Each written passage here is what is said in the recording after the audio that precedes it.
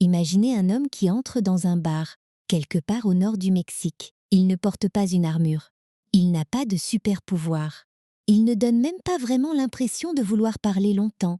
Il a seulement une guitare, un regard calme et cette façon de marcher qui dit déjà aux autres personnages qu'ils auraient dû rester chez eux ce jour-là. Et pourtant, en quelques minutes, ce simple guitariste devient presque une légende.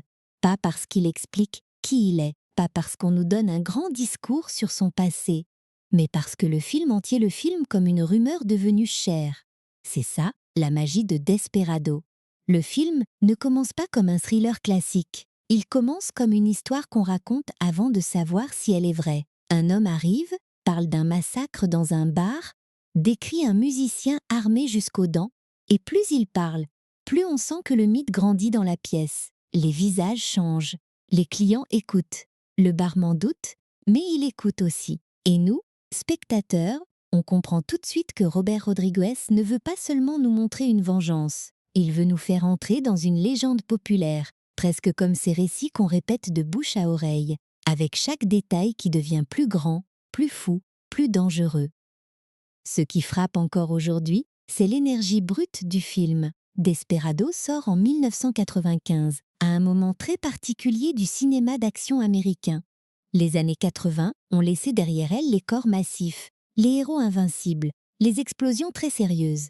Les années 90, elles, commencent à aimer autre chose. L'ironie, le style, les personnages qui savent qu'ils vivent dans un monde excessif. On pense à Quentin Tarantino, bien sûr, qui vient de bousculer les dialogues et la violence stylisée avec Reservoir Dogs, puis Pulp Fiction. On pense aussi à toute une génération de cinéastes qui ne veulent plus seulement faire de l'action propre et efficace. Ils veulent faire de l'action avec une voix, une couleur, une signature. Robert Rodriguez arrive exactement là. Et ce qui est fascinant, c'est qu'il n'arrive pas comme un réalisateur installé, avec une longue carrière derrière lui. Il arrive avec l'image d'un jeune cinéaste débrouillard, presque insolent dans sa manière de faire beaucoup avec peu. Avant Desperado, il y a El Mariachi, ce premier film devenu célèbre pour son budget minuscule et son inventivité. Avec Desperado, il reprend ce même univers, mais il le gonfle, il l'élargit, il le transforme en véritable opéra d'action. C'est comme si quelqu'un avait pris une petite chanson jouée dans la rue, puis l'avait rejouée avec des guitares électriques, des trompettes, de la poussière, de l'humour noir et des fusillades chorégraphiées comme des danses. Et dès les premières minutes, on sent que le film n'a pas envie d'être réaliste au sens strict. Il ne cherche pas à nous convaincre que chaque tir, chaque saut, chaque explosion pourrait vraiment se passer comme ça. Non. Desperado fonctionne plutôt comme une bande dessinée violente, un western moderne, une ballade mexicaine facée à travers le filtre du cinéma pop américain. Les couleurs sont chaudes, les bars ont l'air de lieux où le danger attend depuis des années. Les rues semblent brûler sous le soleil. Et au milieu de tout ça, Antonio Banderas avance avec une élégance presque irréelle. Ce choix d'Antonio Banderas change tout. Dans El Mariachi, le personnage venait d'un cinéma plus pauvre, plus rugueux, plus accidenté. Dans Desperado, il devient une silhouette iconique. Banderas n'a pas seulement la présence physique du héros d'action. Il apporte autre chose. Une mélancolie, un charme, une douceur blessée qui empêche le personnage de devenir simplement une machine à tuer. Il peut entrer dans une pièce comme une menace, puis quelques secondes plus tard, laisser apparaître dans son regard quelque chose de fatigué, comme si chaque vengeance lui coûtait encore un morceau de lui-même. C'est important parce que le film aurait pu devenir froid. Après tout, l'histoire de base est très simple. Un homme cherche à venger la femme qu'il aimait, tuée par un puissant trafiquant. Sur le papier, ce n'est pas nouveau. Le cinéma a raconté la vengeance des centaines de fois. Mais Desperado ne repose pas sur la nouveauté de son intrigue. Il repose sur la manière de la raconter. Rodriguez comprend que le spectateur connaît déjà ce genre d'histoire.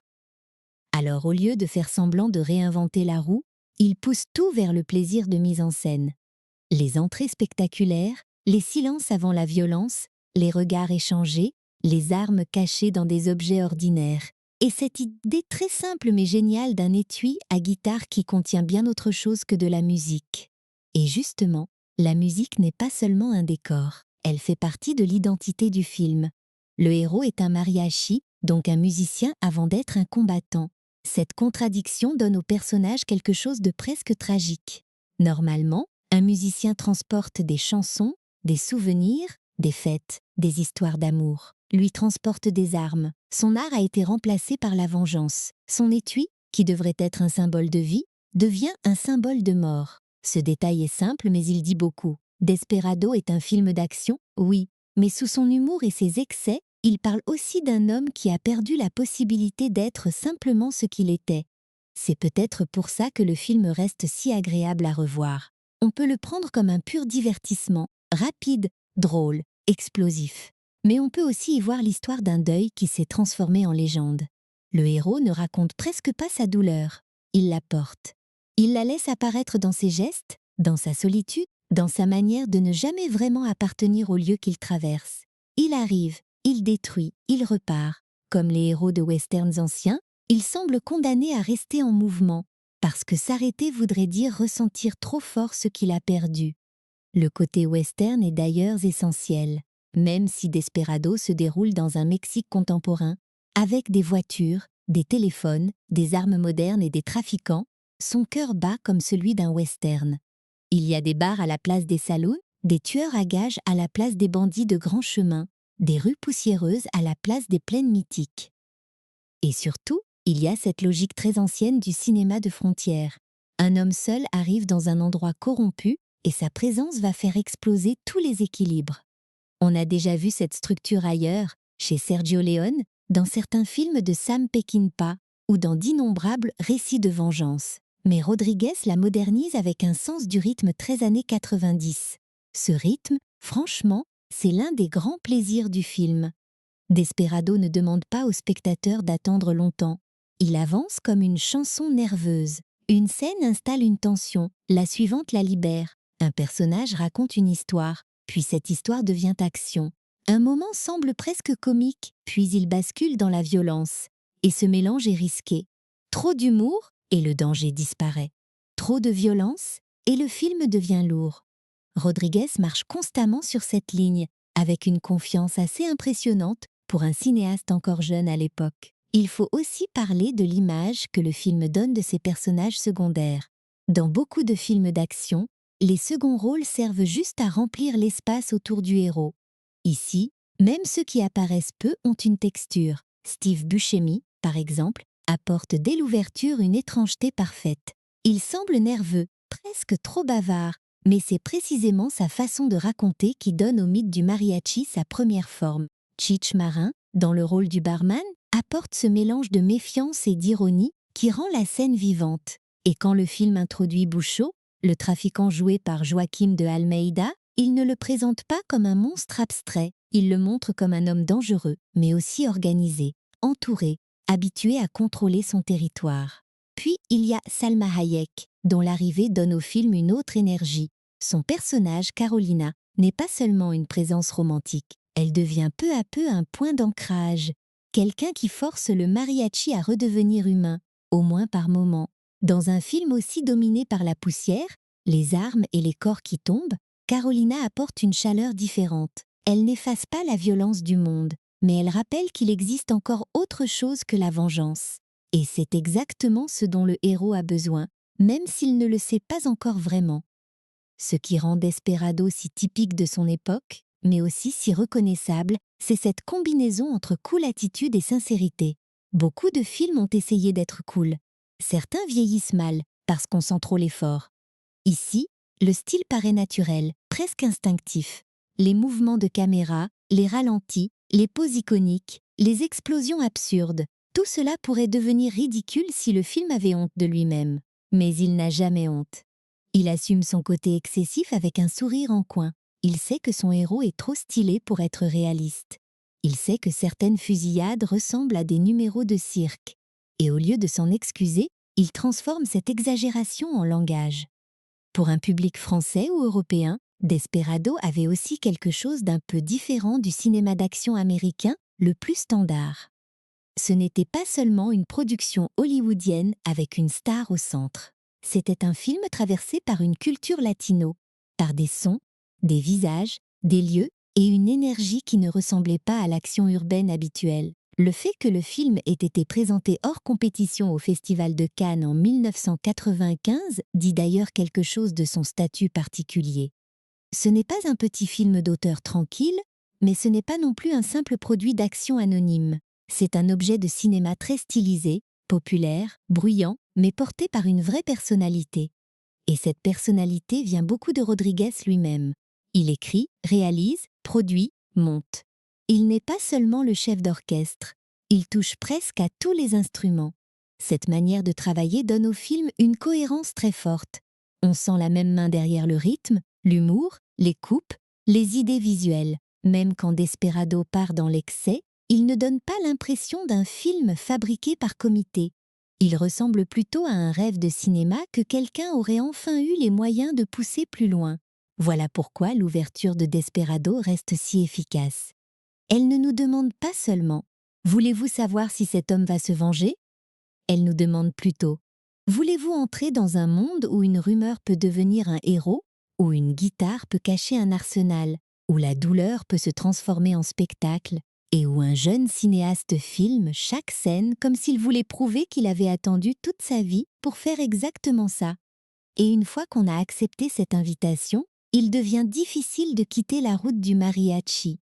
Parce que derrière le bruit des balles, il y a une question plus intime qui commence déjà à se dessiner. Que reste-t-il d'un homme quand sa musique a été remplacée par la vengeance? Ce qui est très malin dans Desperado, c'est que le film ne commence pas en nous donnant une biographie complète du mariachi. Il ne nous explique pas tout avec des flashbacks interminables, ni avec une voix off qui nous prend par la main. Il préfère faire quelque chose de plus simple, mais aussi plus puissant. Il laisse les autres parler de lui. Avant même que le héros soit vraiment au centre de l'action, il existe déjà comme une histoire. On entend parler d'un homme qui arrive avec un étui à guitare, d'un massacre dans un bar, d'une vengeance qui avance de ville en ville. Et dans ce genre de récit, ce qu'on imagine est presque plus fort que ce qu'on voit. Cette idée de légende est essentielle parce que le mariachi n'est pas seulement un personnage. Il est la suite d'une blessure. À l'origine, dans El Mariachi, il était un musicien qui voulait simplement travailler, jouer, vivre de sa guitare. Il n'était pas né pour devenir un tueur.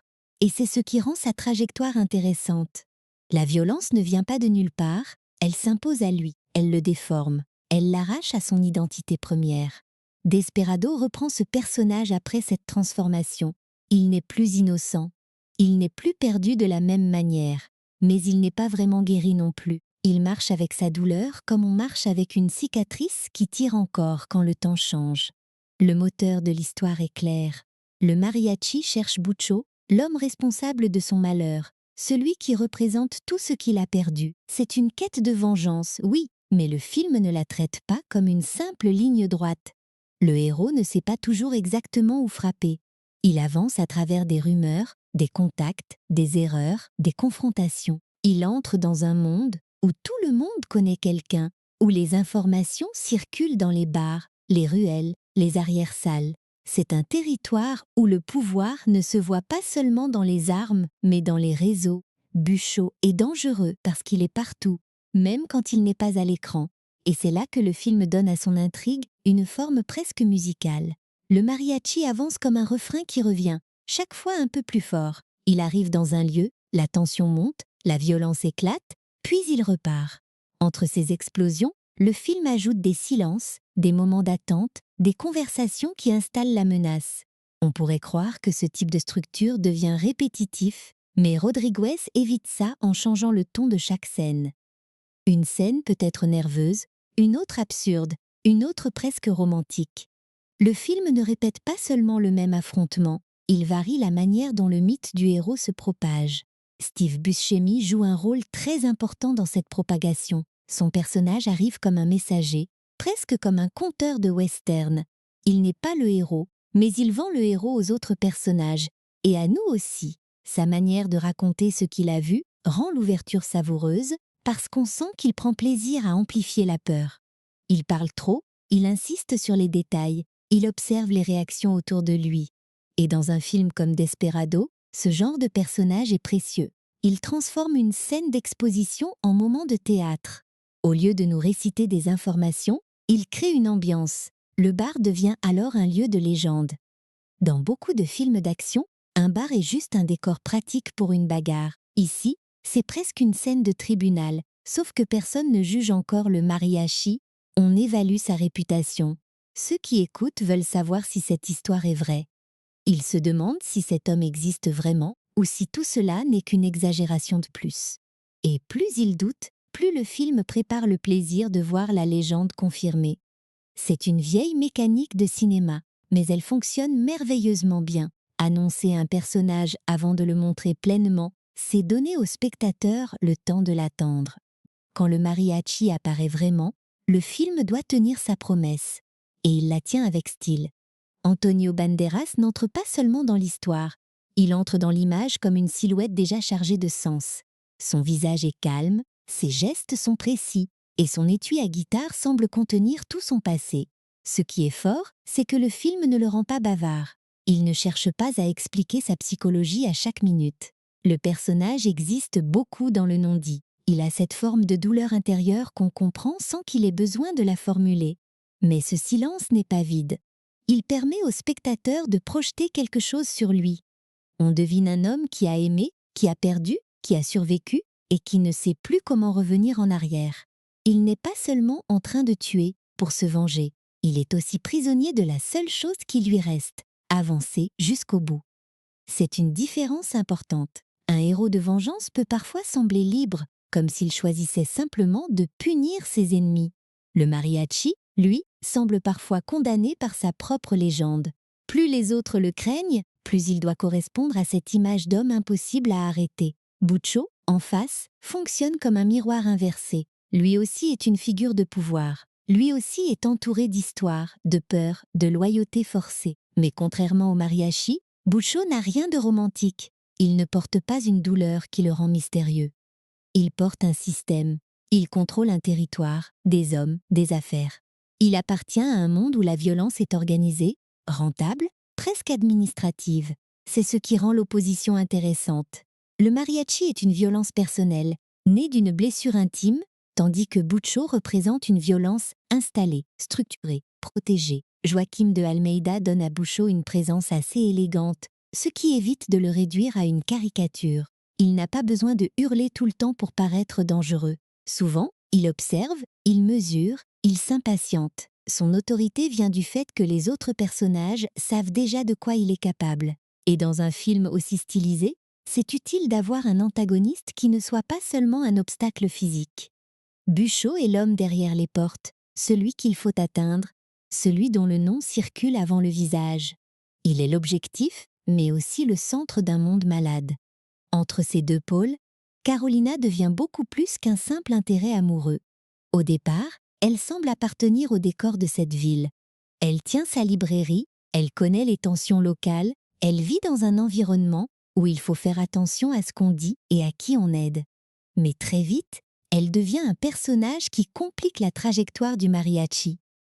Elle n'est pas seulement là pour l'admirer, elle l'oblige à s'arrêter, à parler, à respirer.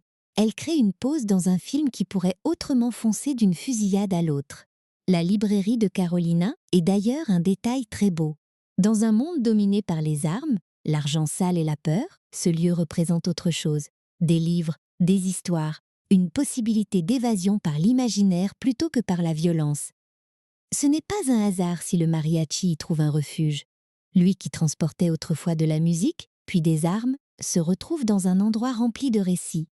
Cela donne au film une petite respiration poétique.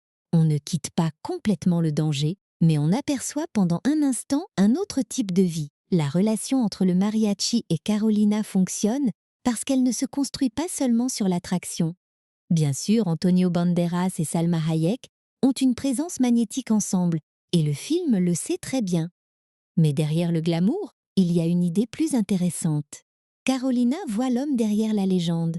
Les autres parlent du mariachi comme d'un tueur presque surnaturel. Elle, peu à peu, perçoit sa fatigue, ses contradictions, son reste d'humanité. Et pour lui, c'est dangereux d'une autre manière. Parce qu'être vu comme un homme, et non comme une arme, c'est peut-être la chose la plus déstabilisante qui puisse lui arriver.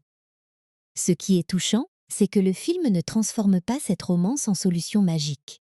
Carolina ne sauve pas immédiatement le mariachi de son passé. Elle ne lui dit pas simplement « Arrête de te venger, redeviens musicien, tout ira bien ». Desperado est trop nerveux, trop marqué par le genre, pour prendre cette direction douce. Mais sa présence introduit une question. Après la vengeance, que peut-il rester? Si le mariachi atteint Bucho, s'il accomplit ce qu'il croit devoir accomplir, est-ce qu'il pourra redevenir quelqu'un? Ou est-ce que la légende aura déjà tout mangé? Cette question donne de la profondeur à une intrigue pourtant très directe. Beaucoup de films de vengeance reposent sur une promesse simple. Le héros souffre, il trouve le coupable, il le punit, et le spectateur ressent une forme de satisfaction. Desperado joue avec cette satisfaction, mais il la rend plus mélancolique. À chaque victoire du mariachi, il y a une beauté de mise en scène, un plaisir d'action, une jubilation visuelle. Mais il y a aussi cette impression que le héros s'éloigne un peu plus de sa vie d'avant. Chaque combat le rapproche de son objectif, mais pas forcément de la paix. Et le film comprend très bien que, pour maintenir cette tension, il faut entourer le héros de personnages qui réagissent à lui différemment. Certains le craignent, certains veulent l'utiliser, certains le sous-estimant, certains veulent le tuer pour prouver quelque chose à Bucho. Carolina, elle, l'humanise. Buscemi le raconte, Bucho le chasse. Chacun participe à construire une facette du même mythe. C'est ce qui fait que le mariachi existe même quand il n'est pas au centre de la scène. Tout le monde parle de lui, pense à lui, anticipe son prochain mouvement. La simplicité de l'histoire devient alors une force. Rodriguez ne surcharge pas le film avec 10 intrigues secondaires, compliquées. Il garde une ligne claire, presque primitive. Un homme avance vers celui qui a détruit sa vie. Cette clarté permet au style de respirer. Elle donne de la place aux scènes d'action, aux poses de charme, aux moments d'humour, aux détails visuels. Et pour un film comme Desperado, c'est exactement ce qu'il faut. L'histoire n'a pas besoin d'être labyrinthique. Elle a besoin d'être suffisamment solide pour porter le rythme, les personnages et la mythologie. Ce qui reste, au fond, c'est l'impression d'un conte violent raconté autour d'une guitare. Un conte où le héros ne sait plus s'il joue encore de la musique ou s'il ne fait que transporter sa douleur d'un endroit à l'autre. Un conte où chaque personnage, même brièvement, ajoute une couche à la légende. Et maintenant que cette légende est installée, il faut regarder de plus près l'homme qui l'a façonné derrière la caméra. Parce que Desperado n'est pas seulement l'histoire du mariachi, c'est aussi l'histoire d'un réalisateur qui passe d'un petit film indépendant bricolé avec une énergie folle à une œuvre plus large, plus ambitieuse, mais toujours reconnaissable dès les premières secondes. Pour comprendre Desperado, il faut vraiment revenir à Robert Rodriguez, pas seulement au réalisateur connu, celui qu'on associe aujourd'hui à Sin City, Une nuit en enfer, Spy Kids ou Machete. Non, il faut revenir au jeune cinéaste qui arrive au début des années 90 avec une idée presque provocante. Faire un vrai film d'action avec très peu d'argent, très peu de moyens, mais énormément d'instinct. Ce qui se passe avec El Mariachi avant Desperado ressemble presque à une fable sur le cinéma indépendant. Un homme prend une caméra, une histoire simple, des amis, des décors accessibles, et il fabrique un film qui va attirer l'attention d'Hollywood. Ce contexte compte énormément, parce que Desperado n'est pas une suite ordinaire, ce n'est pas seulement un deuxième chapitre, c'est aussi une sorte de remake amplifié, une version plus grande, plus lisse, plus spectaculaire du même imaginaire. Rodriguez reprend l'idée du musicien pris dans un monde de violence, mais il a désormais davantage de moyens, des acteurs plus visibles, une distribution internationale, et surtout une liberté nouvelle, celle de transformer un concept brut en véritable film pop. Il ne se contente pas d'agrandir l'histoire, il agrandit le mythe. Ce qui est fascinant, c'est que beaucoup de réalisateurs, en passant d'un petit film indépendant à une production plus confortable, perdent une partie de leur nervosité. Le système les adoucit, les angles deviennent plus sages, le rythme plus standard, la personnalité plus contrôlée. Avec Rodriguez, on a plutôt l'impression inverse. Desperado a plus d'argent qu'El Mariachi. Oui, mais il garde cette sensation de cinéma fait à la main. On sent encore le réalisateur qui cherche des solutions rapides, visuelles, directes. La différence, c'est que maintenant, ces idées peuvent exploser à l'écran avec plus de puissance. Rodriguez appartient à cette famille de cinéastes qui aiment comprendre tous les métiers du cinéma. Il ne se voit pas uniquement comme quelqu'un qui donne des ordres depuis une chaise de réalisateur. Il pense au montage, au son, au rythme, à la caméra, à l'effet immédiat d'une scène. Et cela se voit dans Desperado. Les séquences ne sont pas seulement écrites pour raconter l'histoire. Elles sont pensées comme des morceaux d'énergie. Une fusillade n'est pas juste une fusillade, c'est une construction de tempo. Un regard n'est pas juste un regard, c'est une pause musicale avant que l'action reparte. Cette approche vient probablement de son expérience, avec un budget très limité. Quand on n'a pas beaucoup d'argent, on apprend à faire compter chaque plan. On ne filme pas 10 versions inutiles d'une scène. On choisit vite, on coupe vite, on invente avec ce qu'on a. Même dans Desperado, qui a des moyens bien plus importants que son prédécesseur, cette mentalité reste présente. Le film ne donne pas l'impression de gaspiller.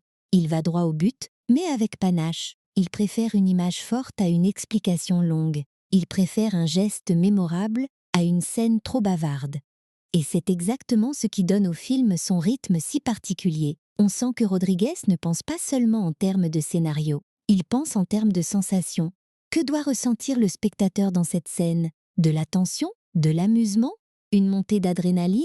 Un petit choc visuel? Une respiration romantique? Desperado passe constamment d'une sensation à l'autre, mais sans perdre son identité.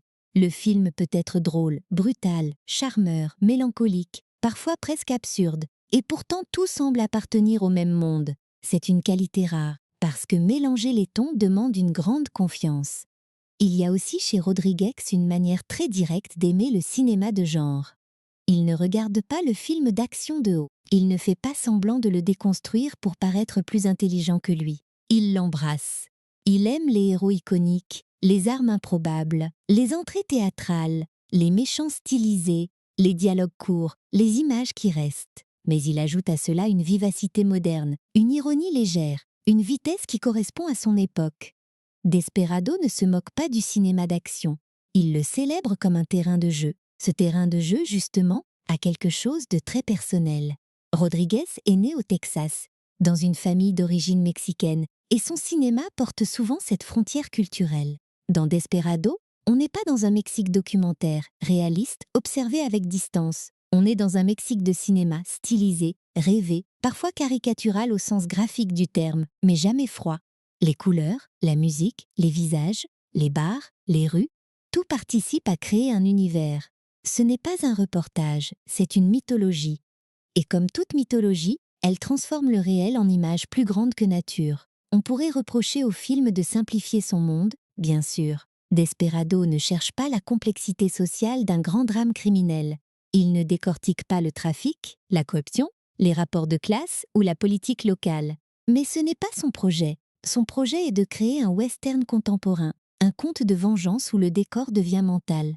Le Mexique du film n'est pas seulement un lieu géographique, c'est un espace de confrontation, de chaleur, de danger, de fatalité. Un endroit où un homme blessé peut devenir une légende, parce que le monde autour de lui semble déjà attendre ce type de légende. Ce choix de stylisation rapproche Rodriguez de certains cinéastes populaires qui préfèrent la vérité émotionnelle à la précision réaliste. Quand Sergio Leone filmait l'Ouest, il ne filmait pas l'Ouest comme un historien. Il filmait un rêve d'Ouest avec des visages énormes, des silences interminables, des duels presque rituels. Rodriguez fait quelque chose d'assez proche à sa manière. Il ne cherche pas le quotidien, il cherche l'icône. Le mariachi n'est pas un homme qu'on croise au marché, c'est une silhouette qui traverse un monde déjà transformé par le cinéma. Ce lien avec le western se retrouve dans la façon dont Desperado utilise l'espace. Les personnages se défient dans des bars, des chambres, des rues écrasées de soleil. Les portes comptent. Les entrées comptent. Les regards avant la violence comptent. Le film sait que l'action n'est pas seulement le moment où les balles partent. L'action commence avant, dans la manière dont un personnage se tient, dont une pièce devient silencieuse, dont quelqu'un comprend trop tard qu'il n'aurait pas dû provoquer l'homme en face de lui. Rodriguez adore ce moment juste avant l'explosion. Il le rend presque musical, et cette musicalité est partout. Pas seulement parce que le héros est un mariachi, mais parce que le film lui-même semble monter comme une chanson. Il y a des refrains visuels, l'étui, les armes, les regards, les entrées dans les bars. Il y a des montées en intensité, des ruptures, des pauses. Une scène romantique peut fonctionner comme un couplet plus calme avant que le refrain violent revienne. C'est pour ça que le film ne se contente pas de raconter une vengeance. Il la fait ressentir comme un morceau joué très vite, avec des notes de guitare, des coups de feu et des silences. Ce qui est remarquable, c'est que Rodriguez réussit à donner une impression de liberté tout en contrôlant beaucoup de choses. Desperado paraît parfois spontané, presque improvisé dans son énergie, mais son efficacité vient justement d'un sens très précis du découpage. Les plans sont lisibles, les mouvements ont un but. Même quand l'action devient exagérée, le spectateur comprend où sont les corps, d'où vient le danger, ce qui est en train de se passer. C'est une qualité qu'on sous-estime souvent dans le cinéma d'action. Faire du chaos, c'est facile. Faire du chaos qui reste clair, c'est beaucoup plus difficile. Cette clarté vient aussi du fait que Rodriguez sait identifier une idée forte par scène. Il ne surcharge pas tout avec trop de concepts à la fois. Une scène peut être construite autour d'un étui à guitare, une autre autour d'une histoire racontée dans un bar, une autre autour d'une librairie qui devient un refuge fragile, une autre autour d'un méchant qui cherche à comprendre qui attaque son organisation. Chaque moment a son petit moteur, et ces moteurs, mis bout à bout, donnent au film une progression très fluide. Passons maintenant à quelque chose que beaucoup de gens ignorent quand ils découvrent le film aujourd'hui. Desperado a aussi aidé à fixer l'image publique de Rodriguez comme cinéaste capable de faire le pont entre cinéma indépendant et cinéma de studio. Il n'est pas devenu un réalisateur anonyme absorbé par Hollywood. Il a plutôt montré qu'on pouvait entrer dans le système en gardant une méthode, un ton, une identité. C'est une idée très séduisante pour les cinéphiles, parce qu'elle raconte un rêve, celui du réalisateur qui arrive avec sa petite énergie artisanale et qui réussit à préserver même quand l'échelle grandit. C'est aussi pour ça que Desperado a une place particulière dans les années 90. Il n'a pas le poids culturel immense de Pulp Fiction, ni la machine commerciale d'un blockbuster très cher. Mais il représente une autre voie, le film de genre nerveux, stylé, relativement compact, porté par un auteur jeune et reconnaissable. Il rappelle que le cinéma populaire peut être personnel sans devenir inaccessible. On peut faire un film avec des fusillades, des méchants, de la romance, des blagues et des explosions, tout en laissant une signature très claire dans chaque scène. Et cette signature, on la reconnaît dans la confiance du film envers les images simples. Un homme avec une guitare, une femme dans une librairie, un bar où l'on raconte une histoire trop incroyable pour être fausse, un méchant dont le nom pèse sur toute une ville. Ces éléments pourraient presque tenir dans une chanson de quelques couplets. Rodriguez les prend, les amplifie, les filme avec une joie visible. Il ne cherche pas à cacher ses influences. Il les mélange, les accélère, les colore, jusqu'à ce que Desperado devienne moins une suite qu'une déclaration. Voilà le genre de cinéma que je veux faire, voilà le rythme qui m'habite, voilà ma façon de transformer la débrouille en spectacle. Mais un réalisateur, même très inspiré, ne peut pas porter seul un film comme celui-ci. Il lui faut des visages capables d'incarner cette énergie, des acteurs qui comprennent que le film est à la fois sérieux et joueur. Et sur ce point, Desperado trouve un équilibre presque idéal, parce que Antonio Banderas n'apporte pas seulement du charisme, Salma Hayek n'apporte pas seulement de la beauté, et les seconds rôles ne servent pas seulement à faire avancer l'intrigue. Tous participent à cette alchimie étrange, où le film devient plus grand que son scénario. Et c'est justement cette alchimie humaine qu'il faut maintenant regarder de près. Dans Desperado, le style de Robert Rodriguez donne le rythme, mais ce sont les acteurs qui donnent au film son corps, sa chaleur, son magnétisme. Sans eux, on aurait peut-être un exercice de mise en scène très énergique, un film de vengeance bien emballé, rempli d'idées visuelles. Avec eux, on obtient quelque chose de plus vivant. Le film respire à travers ses visages.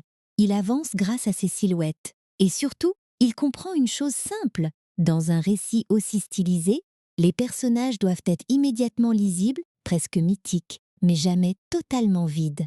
Antonio Banderas est au centre de tout cela. Son mariachi n'a pas besoin d'un long discours pour exister. Il suffit qu'il apparaisse, qu'il marche, qu'il regarde autour de lui, et le film change de température. Il y a chez lui une élégance naturelle qui colle parfaitement au personnage. Pas une élégance froide, pas une pose de mannequin. Plutôt une élégance de cinéma ancien, avec quelque chose de musical dans la façon de bouger. On comprend qu'il est dangereux, mais aussi qu'il est blessé. Et cette double impression est essentielle, parce que Desperado ne fonctionnerait pas aussi bien avec un héros simplement brutal. Banderas venait déjà d'un parcours très fort en Espagne, notamment grâce à sa collaboration avec Pedro Almodóvar. Il avait une image d'acteur intense, sensuel, capable de passer de la fragilité au danger sans forcer. Desperado l'installe autrement aux yeux du public international, surtout dans le cinéma américain. Ici, il devient une icône d'action, mais une icône différente des héros musclés qui dominaient encore quelques années plus tôt. Il n'a pas besoin de paraître invincible par la masse. Son pouvoir vient du mouvement, du regard, du charme, de cette impression qu'il peut séduire une pièce entière ou la détruire en quelques secondes. Ce qui me frappe dans son interprétation, c'est la retenue. Le film autour de lui est souvent excessif, les fusillades sont stylisées, les situations parfois énormes, mais Banderas joue le mariachi avec une sorte de calme douloureux. Il ne surjoue pas la vengeance. Il ne transforme pas chaque scène en démonstration de rage. Il garde beaucoup à l'intérieur. Et paradoxalement, c'est ce silence qui rend la violence plus forte. Quand il agit, on sent que cela vient d'un endroit profond, pas seulement d'une envie de spectacle. Il semble porter un passé que le film ne détaille jamais complètement, et cette part d'ombre le rend plus fascinant. Il y a aussi une dimension presque physique dans sa relation à l'étui à guitare. Cet objet n'est pas seulement un accessoire cool, même s'il l'est évidemment. Entre les mains de Banderas, il devient une extension du personnage. Il le porte comme on porterait un instrument, une mémoire, une malédiction. Et chaque fois qu'il l'ouvre, le film rappelle le paradoxe du mariachi. Cet homme vient du monde de la musique, mais il a été poussé dans le monde des armes.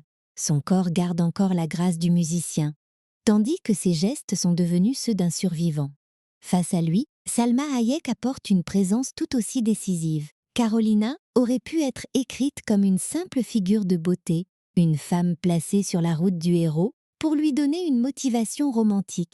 Mais Hayek donne au personnage une force, une intelligence, une sensualité très vivante. Elle ne joue pas Carolina comme une spectatrice de l'action. Elle habite le film. Dès qu'elle apparaît, quelque chose change. L'énergie devient plus chaude, plus humaine, plus imprévisible aussi. On sent que le mariachi ne maîtrise plus entièrement la situation quand elle est là. Ce qui rend leur duo si mémorable, c'est que la chimie entre eux semble évidente sans être mécanique. Le film les regarde comme deux êtres, attirés l'un par l'autre, mais aussi comme deux personnes qui savent que le danger est partout. Leur relation ne naît pas dans un monde paisible. Elle naît entre des menaces, des blessures, des mensonges possibles, des coups de feu qui peuvent surgir à tout moment. Cela donne à chaque rapprochement une intensité particulière. Ce n'est pas juste une romance glamour, c'est une respiration arrachée à un univers violent. Salma Hayek, dans ce rôle, apporte aussi quelque chose d'important pour l'équilibre du film. Elle résiste à l'image du héros. Carolina est impressionnée, bien sûr, mais elle n'est pas passive. Elle questionne, elle agit, elle cache des choses, elle prend des risques. Elle est prise dans les rapports de pouvoir de la ville, mais elle n'est pas seulement une victime du décor. Sa librairie, son indépendance, son rapport compliqué à Bucho et à son environnement donnent au personnage une vraie place dans l'intrigue.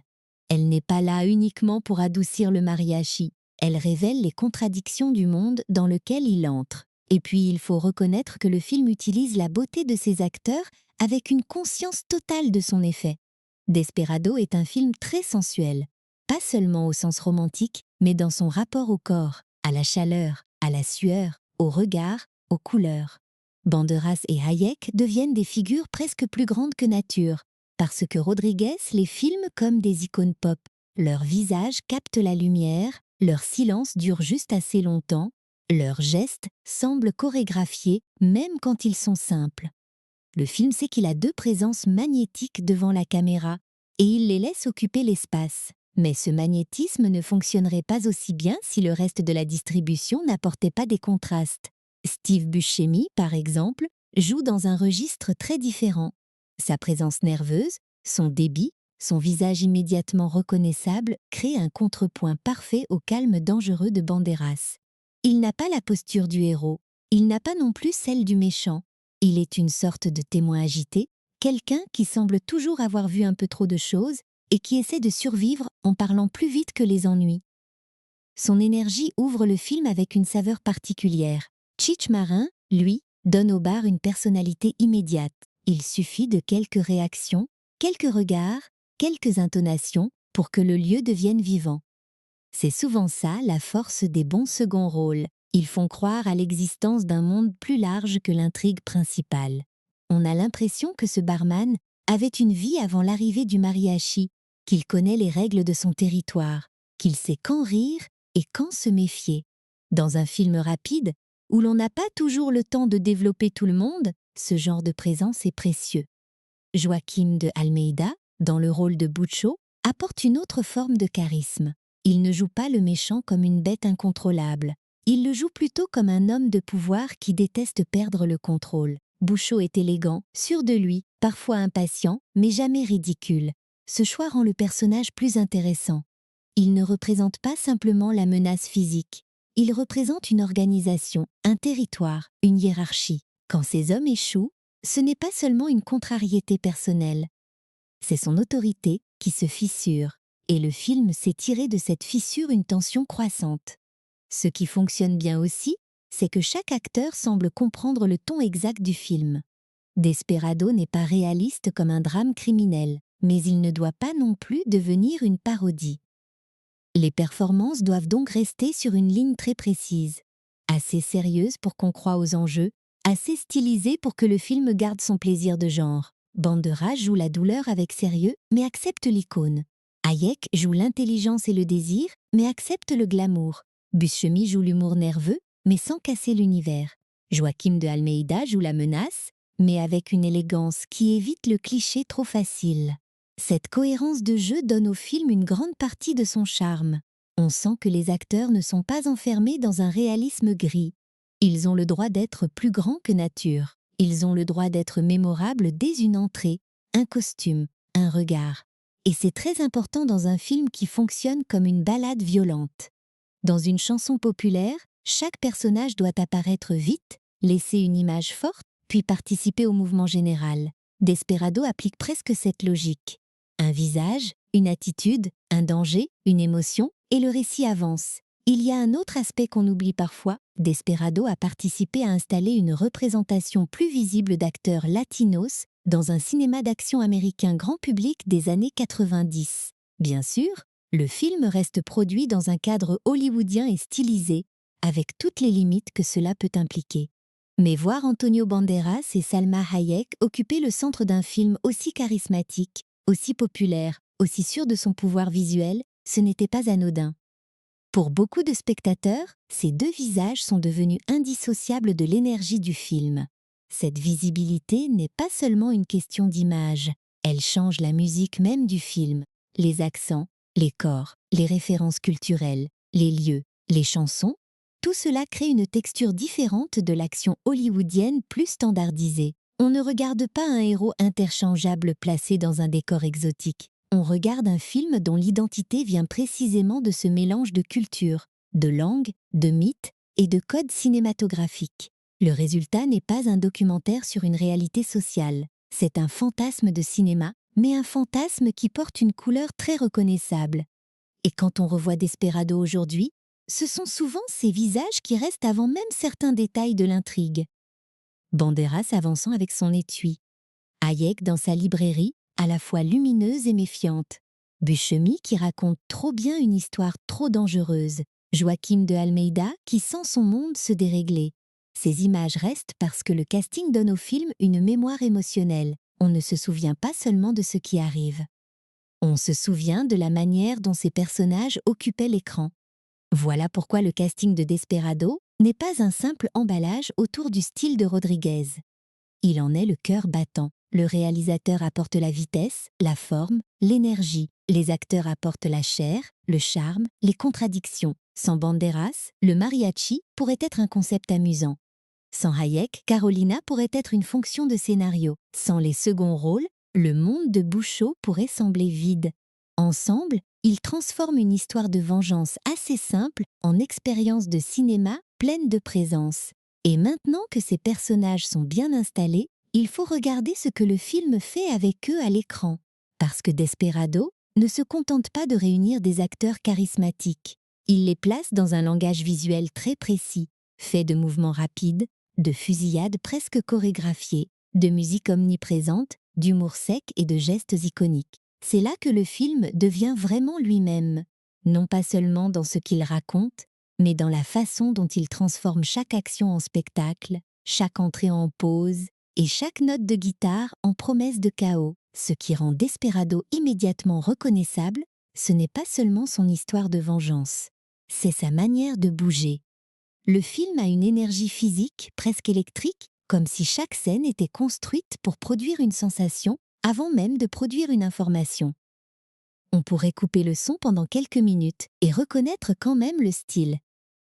Les entrées dramatiques, les regards qui durent juste assez longtemps, les armes qui surgissent comme des accessoires de magie, les corps qui volent, les portes qui claquent, les rues brûlées par le soleil, et cette caméra qui semble toujours chercher le geste le plus iconique possible. Robert Rodriguez ne filme pas l'action comme une simple suite de coups de feu. Il la filme comme une chorégraphie. C'est une différence énorme. Dans beaucoup de films, une fusillade sert seulement à éliminer des ennemis ou à faire avancer l'intrigue.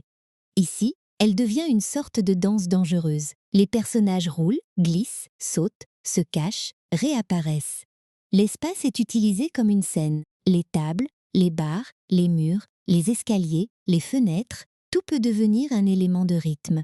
Le mariachi ne tire pas seulement pour survivre, il se déplace comme s'il connaissait déjà la musique de la scène. Cette idée de musique est partout. Bien sûr, elle est visible dans l'identité même du héros, puisque le mariachi vient du monde des chansons. Mais elle structure aussi la mise en scène. Desperado fonctionne par montée, rupture, reprise. Une scène calme installe une tension, puis soudain le rythme explose. Un moment d'humour relâche la pression, puis une menace revient. Une note de guitare peut suffire à rappeler que le film n'est pas seulement dans l'action, mais dans une sorte de ballade violente. On a presque l'impression que les coups de feu remplacent les percussions, que les mouvements de caméra remplacent les solos, et que les silences sont là pour préparer le refrain suivant. Le style visuel du film repose beaucoup sur cette chaleur. Tout semble sec, poussiéreux, incandescent. Les couleurs donnent au monde une texture presque tactile. On sent la lumière, la sueur, les murs, le bois des barres, le cuir, le métal des armes. Ce n'est pas un univers froid ou urbain, comme dans certains thrillers américains de la même époque. C'est un monde qui paraît chauffé de l'intérieur. Cette chaleur visuelle donne au film son côté western moderne. On ne voit pas des cow-boys dans le désert au sens classique, mais on ressent la même idée de territoire dur, de loi fragile, de violence qui attend dans les lieux publics. Et ce western moderne passe beaucoup par la façon dont les personnages entrent dans les espaces. Chez Rodriguez, une entrée n'est jamais neutre. Quand le mariachi franchit une porte, on doit le ressentir. Quand un tueur arrive, on doit comprendre que l'air change. Quand Bucho apparaît dans son environnement, on doit sentir le pouvoir autour de lui. Cette manière de donner du poids aux apparitions vient directement d'un cinéma très ancien, celui où un personnage pouvait devenir mythique par sa simple silhouette. Desperado reprend cette logique et la modernise avec une vitesse plus nerveuse, plus pop, plus années 90. L'étui à guitare est évidemment l'image la plus célèbre de cette logique. C'est un objet parfait, parce qu'il contient tout le film en miniature. Il est culturel, musical, élégant, absurde et violent à la fois. Il transforme le héros en musicien fantôme, quelqu'un qui porte encore la forme de son ancienne vie, mais qui l'a remplie de mort. Et visuellement, c'est génial. Un homme qui entre avec une guitare n'a pas l'air d'un soldat. Il a l'air d'un artiste. Puis l'objet s'ouvre et tout bascule. Le film joue constamment avec cette contradiction, et c'est ce qui rend l'icône si forte. Il y a aussi un plaisir presque enfantin dans certaines inventions d'action. On sent Rodriguez heureux de trouver des idées simples, immédiates, mémorables. Des armes cachées dans des étuis, des personnages qui surgissent de manière improbable, des tirs chorégraphiés avec une précision de spectacle. Le film ne cherche pas la vraisemblance absolue. Il cherche le plaisir du cinéma. C'est comme quand on raconte une histoire à des amis et qu'on ajoute un détail un peu trop beau pour être vrai, mais que tout le monde accepte parce que le récit devient meilleur. Desperado fonctionne souvent comme ça. Il choisit le geste qui marque plutôt que le geste le plus réaliste. Mais ce choix ne veut pas dire que l'action est confuse. Au contraire, l'une des qualités du film, c'est sa lisibilité. Même quand les scènes deviennent exagérées, on comprend les positions, les mouvements, les menaces. La caméra n'est pas là pour cacher le manque de chorégraphie avec un montage trop agité. Elle accompagne l'énergie. Elle donne de l'élan. Elle permet au spectateur de suivre le plaisir du mouvement. C'est essentiel, parce que l'action stylisée ne fonctionne que si l'on peut savourer ce qui se passe. Si tout devient brouillon, le style disparaît. L'humour joue un rôle tout aussi important. Sans lui, Desperado pourrait devenir trop lourd, trop sérieux dans sa mythologie. Le film parle de vengeance, de mort, de trafic, de deuil. Il pourrait s'enfermer dans une noirceur pesante. Mais Rodriguez ajoute toujours une pointe de décalage. Un personnage raconte trop bien une histoire. Un regard semble dire que la situation est absurde. Un échange arrive au moment où la tension pourrait devenir trop solennelle. Ce n'est pas de la parodie pure, c'est plutôt une conscience amusée du genre. Le film sait qu'il est excessif et il nous invite à prendre du plaisir dans cette exagération. Ce dosage est délicat. Si l'humour cassait vraiment le danger, on ne croirait plus à la menace. Si la violence écrasait tout, le film perdrait son charme. Desperado trouve son équilibre en traitant les émotions du héros avec sérieux, tout en traitant l'univers autour de lui avec une liberté très ludique. Le mariachi peut être tragique, mais la mise en scène peut être joueuse. Bouchot peut être dangereux, mais certains de ces hommes peuvent sembler dépassés par la légende qu'ils affrontent. Ce mélange donne au film son ton unique, un pied dans la douleur, un pied dans le spectacle. La musique renforce cette identité hybride. Elle relie le film au monde du mariachi, évidemment, mais aussi au rock, à l'action, à une forme de romantisme brûlant. Elle donne au récit une pulsation. Quand la guitare apparaît, on ne pense pas seulement à un instrument, on pense à une mémoire, à une culture, à un personnage qui aurait pu vivre autrement. C'est là que le film devient plus intéressant qu'un simple exercice de style.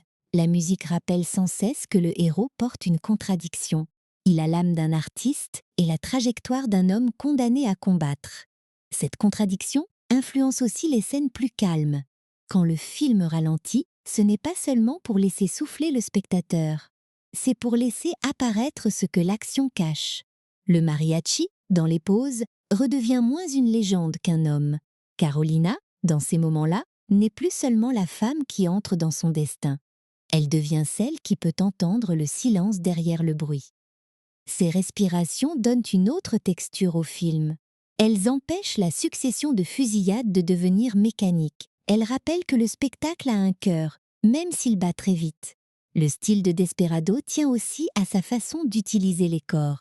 Antonio Banderas est filmé comme une ligne élégante, presque dansante. Salma Hayek est filmée avec une présence lumineuse, mais aussi avec une énergie active, capable de changer la direction d'une scène. Les tueurs, eux, sont souvent filmés comme des obstacles visuels, des silhouettes, des visages, des gestes menaçants. Le film pense en images fortes. Il ne cherche pas à rendre chaque figurant complexe. Il cherche à créer une galerie de formes, de dangers, de présence. Cela donne au monde une dimension de conte violent. On peut aussi sentir l'influence de la bande dessinée, même si le film n'adapte pas une BD. Les poses, les cadres, les contrastes, les idées visuelles immédiates ont quelque chose de graphique. Un homme seul face à plusieurs adversaires, une guitare qui cache des armes, une librairie prise dans la violence, un bar transformé en arène. Ces images pourraient presque devenir des vignettes. Et cette dimension graphique annonce déjà certains goûts que Rodriguez développera plus tard, notamment dans son rapport aux univers très stylisés, aux personnages archétypaux, au monde où le réalisme cède volontairement la place à l'impact visuel. Mais Desperado ne serait pas aussi séduisant si son style n'avait pas une forme de générosité. Le film donne beaucoup. Il ne garde pas ses idées pour plus tard. Il ne fait pas durer artificiellement les promesses. Il offre des entrées, des fusillades, des moments de charme, des images mémorables, des ruptures de ton.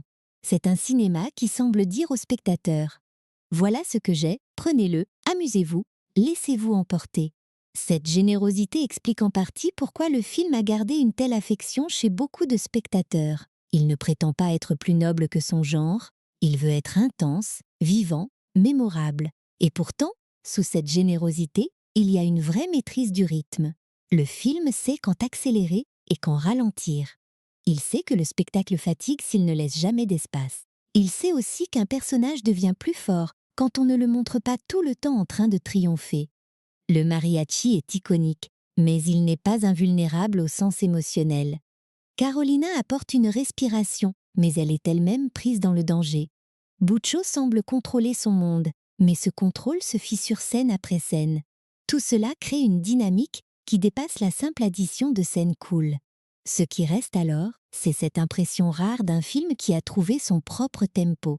Desperado ne ressemble pas à un blockbuster calibré. Il ne ressemble pas non plus à un petit film indépendant resté dans ses limites. Il se place entre les deux, assez grand pour impressionner, assez personnel pour rester reconnaissable. Son action a du style, son humour a du mordant, sa musique a une âme, et son western moderne a cette poussière mythologique qui colle aux images longtemps après le générique. C'est pour cela que parler de Desperado, sans parler de sa fabrication, serait incomplet.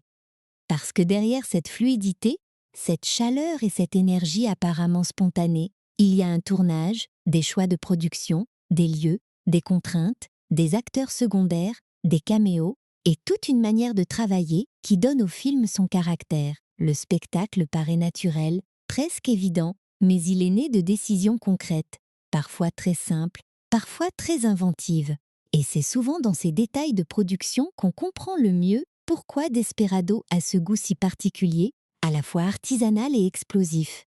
Derrière l'énergie presque instinctive de Desperado, il y a une fabrication qui raconte beaucoup de choses sur Robert Rodriguez.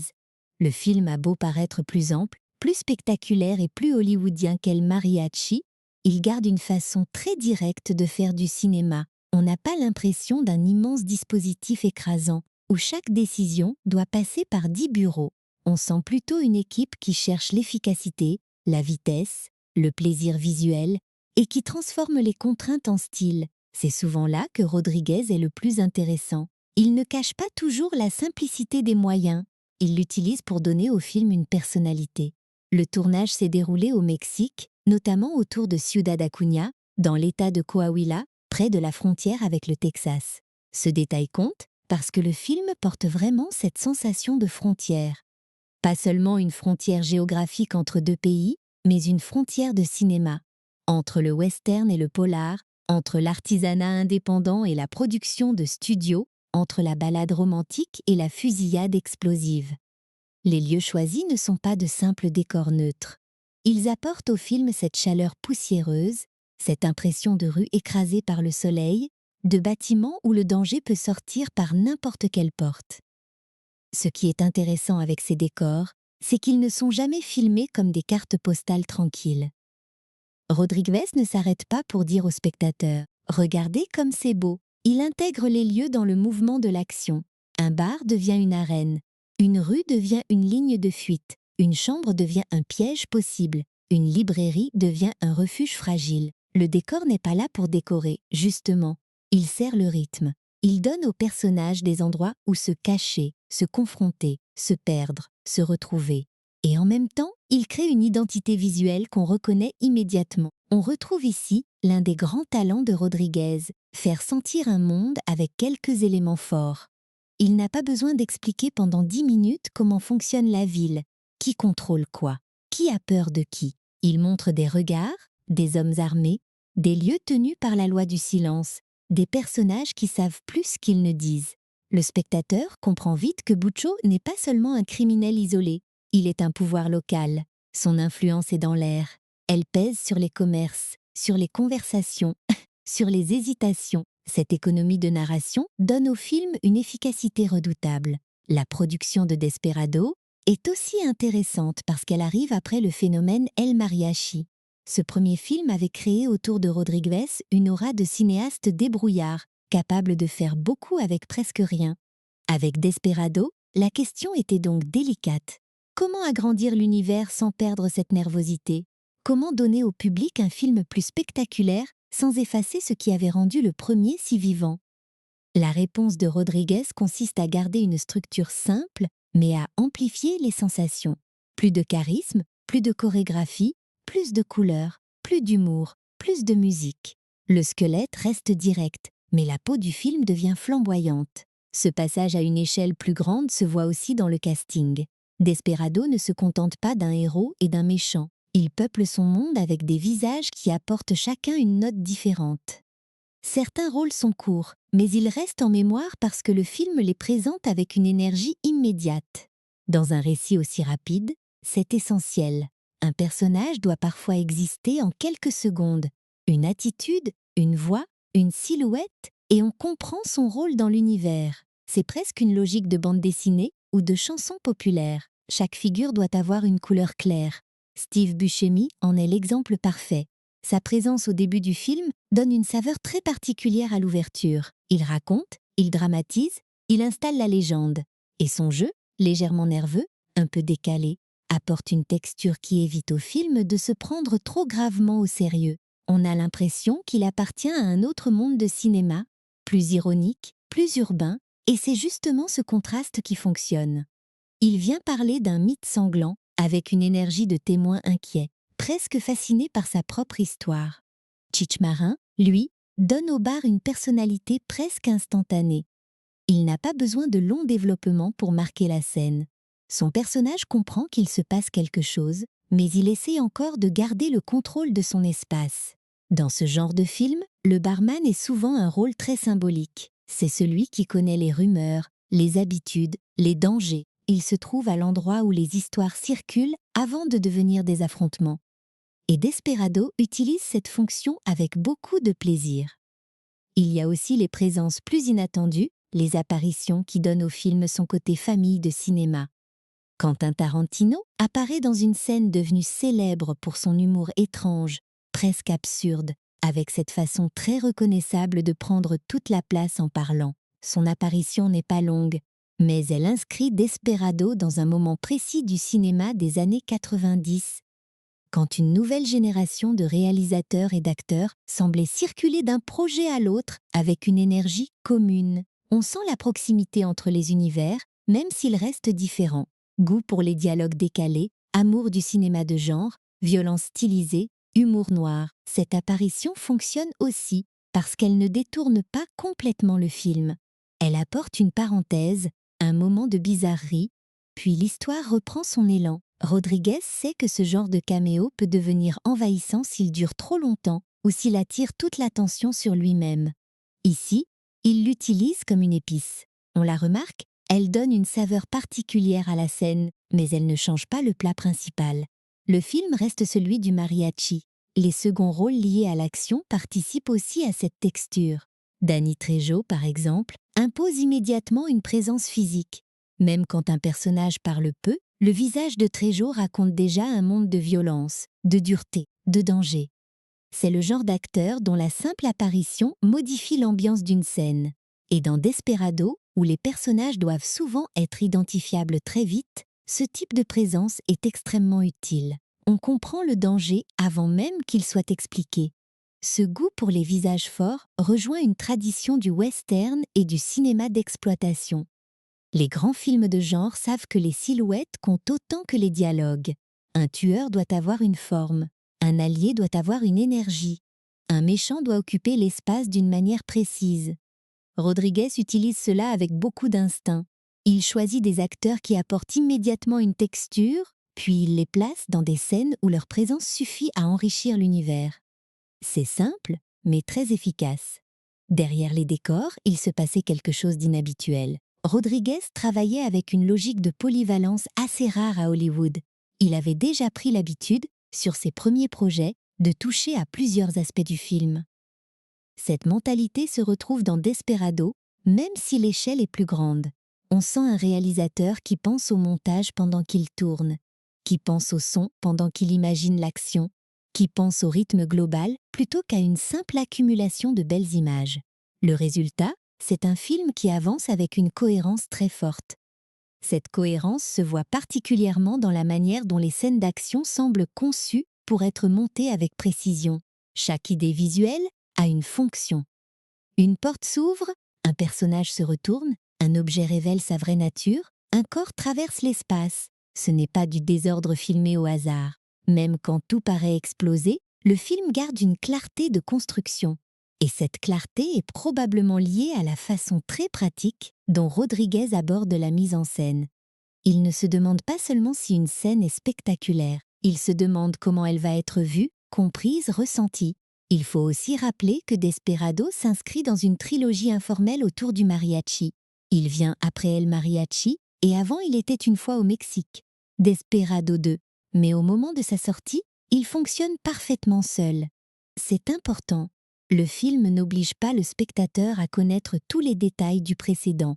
Il reprend la douleur et la légende, puis il les rend accessibles à un public plus large. Cette capacité à être à la fois suite, remake, spirituel et porte d'entrée autonome fait partie de son efficacité commerciale et culturelle. Le choix de ne pas trop alourdir l'histoire avec des explications permet aussi de garder le mystère autour du personnage. On sait assez de choses pour comprendre sa vengeance, mais pas trop pour le réduire à un dossier psychologique. Dans un film de ce type, c'est précieux. Le mariachi doit rester en partie une silhouette. Si on expliquait tout, si on rationalisait chaque geste, il perdrait quelque chose de son pouvoir mythique. La production et l'écriture semblent accepter cette part de flou. Elles comprennent que l'icône a besoin d'espace autour d'elle.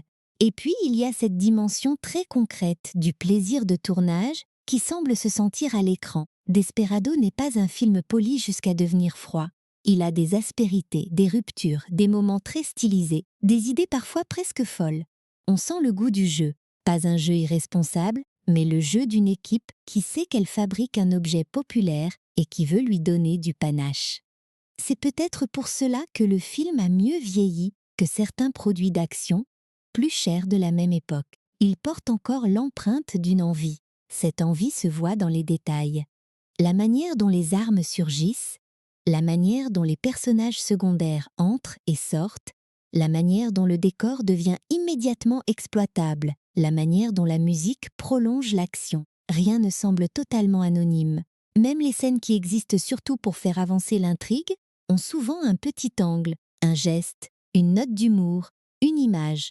C'est ce qui donne au film cette densité de plaisir. On n'attend pas seulement les grandes scènes, on trouve aussi des petites touches mémorables entre elles. Au fond, la fabrication de Desperado raconte la même chose que son héros. Le film transporte un héritage dans un nouvel étui. À l'intérieur, il n'y a plus exactement le même objet qu'avant. El Mariachi était plus brut, plus pauvre, plus accidenté. Desperado est plus ample, plus séduisant, plus explosif. Mais l'esprit reste là, une envie de faire du cinéma avec urgence, avec imagination, avec une confiance presque insolente dans le pouvoir d'une bonne image. Et cette fabrication artisanale amplifiée explique pourquoi le film ne ressemble pas à un produit lisse. Maintenant, une fois qu'on a compris comment Desperado a été façonné, il reste une question essentielle. Comment ce film a-t-il été reçu? Parce qu'un objet aussi stylisé peut diviser. Certains y voient un pur plaisir de cinéma, d'autres peuvent rester à distance face à son exagération. Il faut donc regarder les réactions critiques, l'accueil du public, les chiffres au box-office et surtout la manière dont le film a trouvé sa place en France et en Europe. C'est là qu'on comprend si la légende du mariachi est restée confinée à l'écran ou si elle a vraiment circulé dans la mémoire des spectateurs. Quand Desperado arrive en 1995, il ne débarque pas comme un film d'action ordinaire. Il arrive avec une petite aura déjà construite autour de Robert Rodriguez, autour d'El Mariachi, autour de cette idée presque romantique du jeune cinéaste qui a commencé avec très peu et qui se retrouve maintenant à jouer dans une cour beaucoup plus grande. Et forcément, cela influence la façon dont le film est regardé. Et on ne voit pas seulement une histoire de vengeance.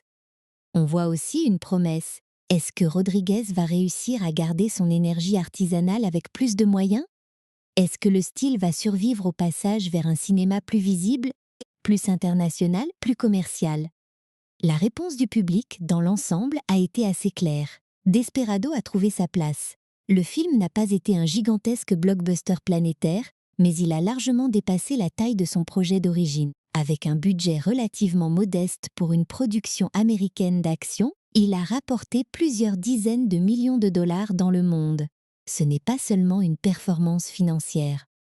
C'est un signal. Cela montre qu'un film de genre stylisé, porté par un réalisateur encore jeune, avec une identité culturelle très marquée et une star internationale en pleine ascension, pouvait toucher un public bien plus large que celui des amateurs d'El Mariachi. Ce succès commercial est intéressant parce qu'il ne repose pas sur une franchise déjà installée au sens moderne du terme. Aujourd'hui, on pense souvent les films d'action à travers les univers partagés, les marques connues, les suites programmées longtemps à l'avance. Desperado arrive d'une autre époque. Il s'appuie bien sur El Mariachi, évidemment, mais il fonctionne surtout comme une proposition de cinéma. Venez voir ce héros, ce style, cette énergie. Le public ne vient pas parce qu'on lui promet un puzzle de 10 films. Il vient parce que l'affiche, la bande-annonce, les acteurs et la réputation de Rodriguez annoncent quelque chose de nerveux, de sexy, de violent, de différent. Du côté de la critique, l'accueil a souvent reconnu cette énergie. Même quand certains observateurs trouvaient le film trop léger sur le plan narratif, beaucoup soulignaient son rythme, sa personnalité visuelle, son humour, son plaisir de genre. C'est assez logique. Desperado n'est pas un film qui cherche à séduire par la complexité de son scénario. Il cherche à impressionner par son exécution. Les critiques sensibles à la mise en scène, au montage, à la vitalité d'un film d'action y trouvaient beaucoup à admirer. Ceux qui attendaient une intrigue plus profonde, plus réaliste ou plus originale, pouvaient rester un peu plus réservés.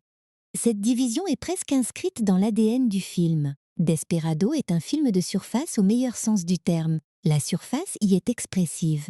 Les couleurs, les corps, les objets, les mouvements disent autant que les dialogues. Mais si l'on juge uniquement l'histoire sur le papier, elle peut sembler très simple. Un homme veut se venger. Un criminel règne sur un territoire. Une femme devient un lien possible avec une autre vie. Voilà. Le film ne cache pas cette simplicité. Il la transforme en base solide pour construire du style.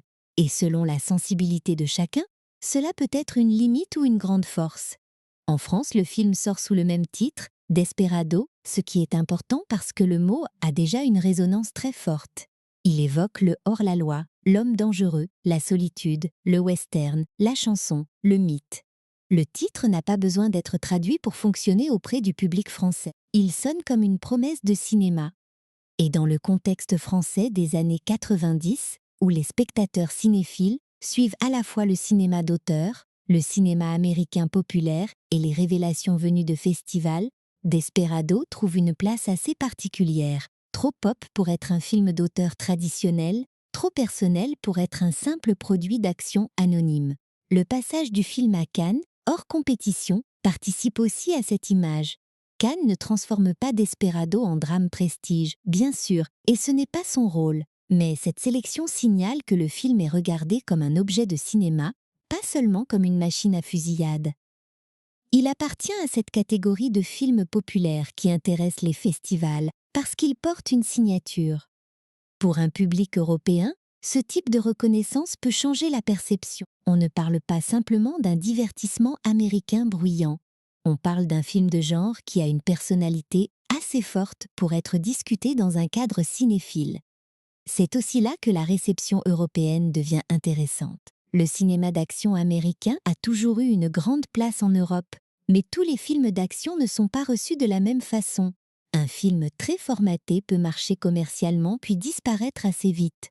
Desperado, lui, a gardé une image plus durable parce qu'il se rattache à plusieurs plaisirs à la fois. Le western, le polar, la romance, l'humour noir, la musique, le mythe du héros solitaire. Il parle au spectateur qui veut de l'action, mais il donne aussi de quoi discuter aux spectateurs qui aiment les signatures de cinéastes. Il ne faut pas non plus oublier l'effet Antonio Banderas. En Europe, Banderas n'était pas un inconnu parachuté dans un film américain. Son parcours espagnol, son lien avec Pedro Almodóvar, son aura de star européenne passée à Hollywood donnent à Desperado une saveur particulière. Pour un spectateur français ou belge de l'époque, le voir au centre d'un film d'action aussi stylisé pouvait créer une forme de curiosité supplémentaire. Ce n'était pas simplement un acteur hollywoodien de plus. C'était un visage venu d'un autre imaginaire cinématographique, réinventé ici comme héros armé, romantique et tragique. Salma Hayek, de son côté, gagne aussi une visibilité internationale très forte avec ce film. Sa présence marque les spectateurs parce qu'elle n'est pas interchangeable. Elle apporte à Carolina une force de caractère, une sensualité et une chaleur qui donnent au film une partie de son identité émotionnelle. Et dans la réception du film, ce duo Banderas-Hayek devient vite l'un des éléments les plus mémorables. Beaucoup de films d'action sont associés à une scène ou à une arme. Desperado, lui, est aussi associé à une alchimie humaine, à deux présences qui semblent faites pour ce monde de poussière, de danger et de désir. Maintenant, parlons des chiffres, parce qu'ils sont révélateurs. Le film n'a pas explosé comme un blockbuster familial ou une superproduction de studio, mais il a très bien fonctionné par rapport à son échelle. Cette rentabilité a renforcé l'idée que Rodriguez pouvait être un cinéaste commercialement viable sans devenir impersonnel. Et c'est une chose importante dans l'industrie. Un film peut être apprécié, mais s'il ne rapporte rien, il reste souvent une curiosité. Desperado, lui, prouve qu'un style peut aussi être vendeur, que le public peut suivre une proposition plus audacieuse quand elle reste accessible, rythmée et incarnée par des acteurs charismatiques. Sur les plateformes de notation et les agrégateurs critiques, l'image du film est restée généralement positive, sans être celle d'un chef-d'œuvre unanimement célébré. Et c'est peut-être exactement sa vraie place. Desperado n'est pas un film que tout le monde va considérer comme parfait. Il est trop excessif pour certains, trop simple pour d'autres, trop stylisé pour ceux qui veulent un réalisme plus dur. Mais pour son public, il représente quelque chose de très précieux. Un film d'action avec une âme artisanale, une identité immédiate, une énergie qui ne cherche pas à plaire à tout le monde de manière lisse. La réception française, à travers des sites comme Allociné, montre aussi cette double nature. On y retrouve l'idée d'un film populaire apprécié, porté par un vrai capital sympathie, même si les avis peuvent varier selon les attentes. Certains spectateurs viennent pour l'action et la trouvent généreuse. D'autres viennent pour Banderas et Hayek et retiennent surtout leur charisme. D'autres encore revoient le film comme un morceau de cinéma années 90, avec son style très marqué, son humour, ses excès, son goût de l'image cool. Ce type de réception est intéressant parce qu'il montre que le film survit par plusieurs portes d'entrée. Dans le paysage de 1995, Desperado se retrouve aussi à côté d'autres films qui redéfinissent à leur façon le cinéma populaire. L'époque aime les cinéastes identifiables, les dialogues plus mordants, les montages plus rapides, les bandes originales très présentes, les mélanges de tons. Le public commence à reconnaître les signatures. Il ne veut pas seulement une intrigue, il veut une attitude. Et Desperado a une attitude très claire. Dès les premières minutes, on sait dans quel monde on entre. On sait que le film préfère le panache à la prudence, le rythme à l'explication, la silhouette iconique au réalisme documentaire. Cette attitude explique aussi pourquoi le film a parfois été rapproché d'une sensibilité clip ou bande dessinée. Pour certains critiques, cela pouvait être un reproche, comme si le film privilégiait trop le style. Mais avec le temps, ce reproche ressemble presque à un compliment involontaire. Oui, Desperado est graphique. Oui, il pense en images fortes. Oui, il aime les pauses, les ruptures, les effets immédiats. Mais ce langage fait partie de son identité. Il ne prétend pas être un drame naturaliste. Il est une ballade d'action stylisée. Lui demander d'être autre chose, ce serait un peu comme reprocher à une chanson rock d'avoir trop de guitare. Ce qui a probablement aidé le film à durer, c'est aussi sa durée relativement compacte et sa narration directe. Il ne s'éparpille pas pendant 2 heures et demie. Il ne multiplie pas les sous-intrigues jusqu'à perdre son centre. Il garde son héros, sa vengeance, son méchant, sa romance, son style. Cette simplicité le rend facile à revoir. On peut y revenir pour l'ambiance, pour une scène, pour un visage, pour la musique, pour le plaisir de retrouver ce monde. Les films cultes ne sont pas toujours les plus complexes. Parfois, ce sont ceux qui offrent une sensation très précise, immédiatement retrouvable. Et Desperado offre exactement cela. Une sensation, celle d'un cinéma où la vengeance avance au rythme d'une guitare, où la violence est chorégraphiée comme un numéro, où la romance apparaît au milieu de la poussière, où un réalisateur transforme son amour du genre en feu d'artifice modeste mais mémorable. La réception critique et commerciale reflète cette nature. Ce n'est pas un monument écrasant, c'est un film qui a circulé, qui a plu, qui a marqué, qui a donné à ses acteurs une image forte et à son réalisateur une place durable dans le cinéma populaire des années 90. Et maintenant, il reste à comprendre ce que cette place est devenue avec le temps, parce qu'un film peut marcher à sa sortie et disparaître ensuite. Desperado, lui, continue d'être cité, revu, reconnu, souvent avec une tendresse particulière. Il a influencé l'image de Rodriguez, renforcé celle d'Antonio Banderas, accompagné l'ascension de Salma Hayek et prolongé la légende du mariachi au-delà d'un simple récit de vengeance. Alors la vraie question finale est celle-ci. Pourquoi ce film, avec son histoire si simple et son style si assumé, continue-t-il à avoir une place aussi reconnaissable dans la mémoire du cinéma d'action? Ce qui est intéressant avec Desperado, c'est que son héritage ne repose pas seulement sur une intrigue. Si on résume le film en quelques lignes, on pourrait presque croire qu'il s'agit d'un récit de vengeance très classique. Un homme blessé cherche celui qui a détruit sa vie. Il traverse un monde dangereux. Il rencontre une femme qui lui rappelle qu'il peut encore ressentir autre chose que la colère. Il affronte un pouvoir criminel. Voilà. Mais si le film est encore cité, encore revu, encore aimé, ce n'est pas parce que son scénario aurait bouleversé toutes les règles du cinéma. C'est parce qu'il a imprimé une sensation. Et cette sensation, elle est très précise. Desperado, c'est la chaleur d'une rue poussiéreuse, le son d'une guitare, l'élégance dangereuse d'Antonio Banderas, la présence lumineuse de Salma Hayek, un étui qui n'est jamais seulement un étui, des fusillades qui ressemblent à des chorégraphies, et cette impression que le film avance toujours avec un sourire en coin. On ne le revoit pas seulement pour savoir ce qui va se passer, on le revoit pour retrouver un rythme, une couleur, une attitude. C'est souvent comme ça que les films deviennent cultes. Ils laissent une empreinte sensorielle avant même de laisser une leçon. Dans la carrière de Robert Rodriguez, Desperado reste un moment charnière. Avant lui, El Mariachi avait prouvé qu'il pouvait faire beaucoup avec presque rien. Après lui, le réalisateur allait explorer des chemins très différents, du cinéma d'horreur avec Une nuit en enfer à l'univers familial de Spy Kids, en passant par le noir stylisé de Sin City et l'action volontairement excessive de Machete. Mais Desperado occupe une place spéciale, parce qu'il montre le passage entre l'artisanat pur et l'ambition plus large. C'est le moment où Rodriguez dit, en quelque sorte, « Je peux entrer dans un cinéma plus grand, mais je ne vais pas laisser mon style à la porte. » Cette promesse, il ne l'a pas tenue de manière parfaite dans chaque film suivant, bien sûr. Aucun cinéaste n'a une trajectoire entièrement régulière, mais Desperado reste comme une carte de visite idéale. Il contient déjà plusieurs obsessions de Rodriguez.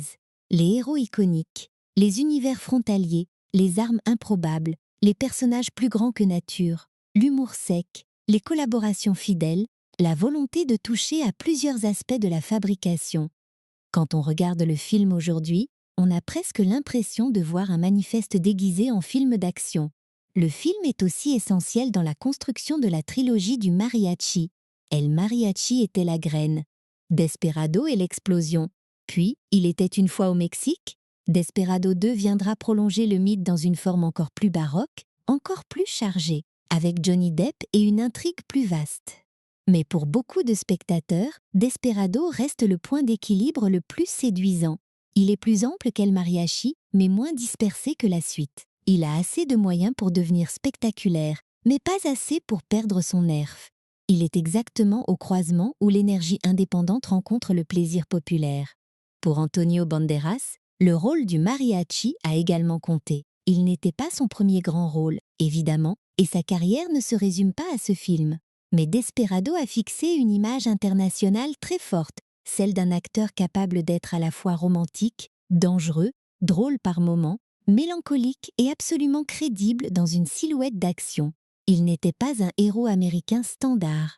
Il apportait un autre type de masculinité à l'écran, plus souple, plus musical, plus sensuel, et cette différence a beaucoup participé au charme durable du film. Pour Salma Hayek, Desperado représente aussi une étape majeure de visibilité. Carolina reste l'un de ces rôles qui peuvent sembler simples si on les regarde de loin, mais qui deviennent mémorables grâce à la présence de l'actrice.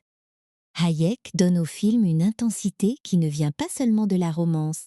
Elle apporte une énergie, une intelligence, une chaleur qui équilibre la trajectoire du héros. Le film aurait pu devenir un pur exercice de style masculin, centré sur les armes et la vengeance. Sa présence l'ouvre à autre chose, le désir de vivre, la possibilité de recommencer, même si cette possibilité reste fragile. Ce qui est beau avec le recul, c'est que Desperado n'a pas besoin d'être parfait pour rester important. Il a ses excès, ses simplifications, ses moments très marqués par les années 90. Certains aspects peuvent paraître moins subtils aujourd'hui, mais ces marques du temps font aussi partie de son charme. On sent une époque où le cinéma de genre pouvait encore offrir des films relativement compacts, très identifiables, portés par une signature forte sans devoir s'inscrire dans une énorme architecture de franchise. Desperado respire cette liberté-là. Il ne cherche pas à annoncer 18. Il cherche à vous faire passer un moment brûlant, stylé, inoubliable, et il y a quelque chose de profondément cinéphile dans cette liberté. Rodriguez ne cache pas son amour des westerns, du cinéma d'exploitation, des films de vengeance, des héros solitaires. Il ne fait pas semblant d'inventer tout depuis zéro. Il reprend des mythes anciens, puis il les rejoue avec ses propres instruments. Le résultat ressemble à une reprise musicale. On connaît peut-être la mélodie, mais l'arrangement change tout. La guitare est plus nerveuse, le rythme plus rapide, les couleurs plus chaudes, les gestes plus pop. C'est pour cela que le film peut sembler à la fois familier et personnel. Son impact se mesure aussi à la persistance de certaines images dans la culture populaire. Le héros avec son étui à guitare est devenu une image immédiatement reconnaissable. On peut ne pas se souvenir de tous les détails de l'intrigue, mais on se souvient de cette idée. Et dans le cinéma populaire, une seule image vraiment forte peut parfois valoir plus qu'un scénario compliqué. Les films qui durent sont souvent ceux qui donnent au public une silhouette à garder en mémoire. Desperado en donne une superbe, un musicien qui a perdu sa musique, mais qui continue de traverser le monde comme une chanson dangereuse. Il ne faut pas oublier non plus que le film a aidé à affirmer une voie pour un cinéma d'action plus métissé, plus culturellement marqué, moins interchangeable. Même s'il reste un fantasme stylisé, même s'il n'a pas la prétention de représenter toute la complexité du Mexique ou des cultures frontalières, il propose une énergie différente dans le paysage hollywoodien. Ses sons, ses accents, ses corps, sa chaleur, son humour et son mélange de romantisme et de violence lui donnent une texture que beaucoup de films d'action plus standardisés n'avaient pas. C'est une partie de son identité et c'est aussi une partie de son héritage. Quand on le regarde aujourd'hui, Desperado fonctionne presque comme une capsule du cinéma des années 90. On y retrouve cette confiance dans le cool, mais un cool encore sincère, pas entièrement calculé par des tableaux marketing. On y retrouve la violence stylisée, les dialogues décalés, la bande-son très présente, les références au cinéma de genre, les réalisateurs jeunes qui veulent signer chaque scène. Mais le film ne se réduit pas à la nostalgie. Il reste efficace parce que son énergie est simple et directe. Il n'a pas besoin de contexte pour faire effet. Un bar, une guitare, un regard, et le cinéma démarre. C'est peut-être ça, finalement, la raison pour laquelle Desperado continue de parler aux spectateurs. Il rappelle que le cinéma populaire peut être immédiat sans être vide. Il peut être simple sans être paresseux. Il peut être excessif sans être cynique. Derrière chaque pose iconique, on sent une vraie envie de raconter avec des images. Derrière chaque fusillade, il y a un sens du rythme. Derrière chaque moment de charme, il y a une compréhension très nette de ce que les acteurs apportent à l'écran. Le film ne demande pas qu'on l'analyse comme un monument intouchable. Il demande qu'on accepte son énergie, qu'on entre dans sa légende, qu'on se laisse porter. Et la légende du mariachi, au fond, reste émouvante parce qu'elle contient une tristesse simple. Cet homme aurait dû être un musicien. Il aurait dû traverser les villes avec des chansons, pas avec des armes. Il aurait dû faire danser les gens, pas les faire fuir. Mais le monde de Desperado l'a brisé, puis l'a transformé en mythe. C'est ce paradoxe qui donne au film sa petite brûlure intérieure. Sous le spectacle, il y a la perte. Sous le style, il y a le deuil. Sous l'icône, il y a un homme qui ne sait plus très bien comment redevenir vivant. Alors oui, Desperado est un film d'action. Oui, il est stylisé, parfois invraisemblable, souvent excessif. Mais c'est aussi un film qui comprend parfaitement le pouvoir des mythes populaires. Il sait qu'un héros n'a pas toujours besoin de longs discours. Il lui faut une blessure, une silhouette, un objet, une musique, un monde à traverser. Rodriguez assemble tout cela avec une énergie qui reste contagieuse des décennies plus tard. Et quand le générique arrive, on garde cette impression étrange. On n'a pas seulement vu un homme chercher sa vengeance. On a entendu une ballade violente, jouée à pleine vitesse, par un cinéma qui avait encore la poussière sur les bottes et le feu dans les doigts.